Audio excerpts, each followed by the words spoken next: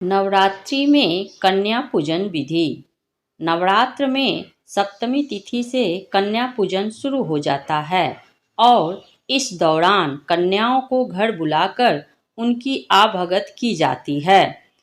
दुर्गा अष्टमी और नवमी के दिन इन कन्याओं को नौ देवी का रूप मानकर इनका स्वागत किया जाता है। माना जाता है कि कन्याओं का देवियों की तरह आदर सत्कार और भोज कराने से माँ दुर्गा प्रसन्न होती हैं और अपने भक्तों को सुख समृद्धि का वरदान देती हैं। कन्या पूजन की विधि। कन्या भोज और पूजन के लिए कन्याओं को एक दिन पहले ही आमंत्रित कर दिया जाता है। मुख्य कन्या पूजन के दिन इधर उधर से कन्याओं को पकड़ के लाना सही नहीं होता है। गृह प्रवेश पर कन्याओं का पूरे परिवार के साथ पुष्प वर्षा से स्वागत करें और नव दुर्गा के सभी 9 नामों के जयकारे लगाएं।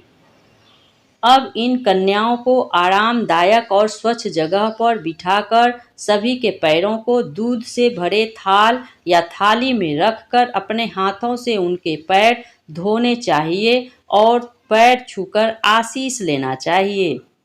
उसके बाद माथे पर अक्षत, फूल और कुमकुम लगाना चाहिए।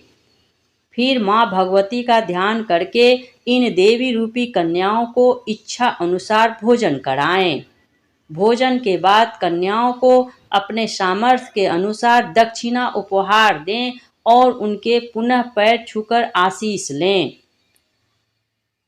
कन्याओं की आयु 2 वर्ष से ऊपर तथा 10 वर्ष तक होनी चाहिए और इनकी संख्या कम से कम 9 तो होनी ही चाहिए।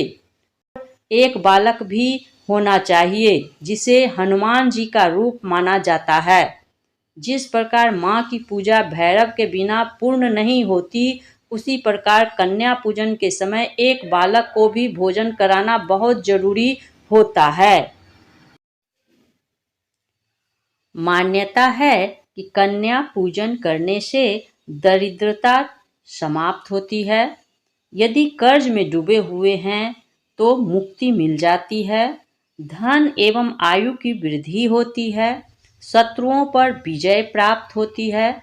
विद्या की प्राप्ति होती है और जीवन में सुख एवं समृद्धि का कारण बनती है। भारतवर्ष की सनातन परंपरा में नवरात्रि का प्रारंभ घट स्थापना से होता है और कन्या पूजन का समापन किया जाता है। मान्यता है कि कन्या पूजन करने से माँ दुर्गा प्रसन्न होती हैं और मनोकामना पूर्ति का आशीर्वाद प्रदान करती हैं। इस अवसर पर कम से कम 9 कन्याओं का पूजन करने एवं उन्हें पौष्टिक भोजन कराकर संतुष्ट करने का विधान है।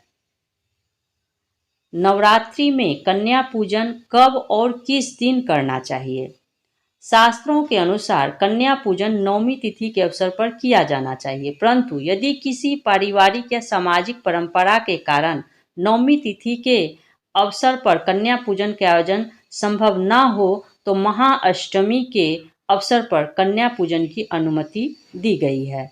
यहाँ ध्यान देने वाली बात यह है कि साधक अपनी सुविधा के अनुसार कन्या पूजन की तिथि का निर्धारण नहीं कर सकते। आप कन्या पूजन के समय कन्याओं को मिष्ठान जरूर दें। मिष्ठान को शुभ माना जाता है। श्रृंगार का सामान। माता रानी को श्रृंगार का सामान बेहद पसंद होता है। ऐसे में आप उनका स्वरूप मानकर कन्याओं को श्रृंगार का सामान भेंट करें, जैसे बिंदी, लिपस्टिक, मेहंदी, चूड़ी आदि। चावल को समृद्धि का प्रतीक माना जाता है। घर से भी अगर किसी बेटी को विदा किया जाता है तो उसकी गोद में चावल को डाला जाता है, इसलिए कन्याओं को विदाई के समय थोड़ा चावल भेंट अवश्य देनी चाहिए। दक्षिणा। कन्याओं को चलते समय दक्षिणा के बगैर कभी भी विदाई नहीं देना चाहिए। दक्षिणा के बिना कन्या पूजन पूरा नहीं होता। आप अपनी समर्थ के अनुसार कुछ भी दक्षिणा दें। कन्याओं को आप वस्त्र भी दे सकते हैं। यदि आप वस्त्र नहीं दे पाते हैं तो आप एक छोटा रुमाल या चुनरी दे सकते हैं। इस प्रकार आप नवरात्र में कन्या को विदा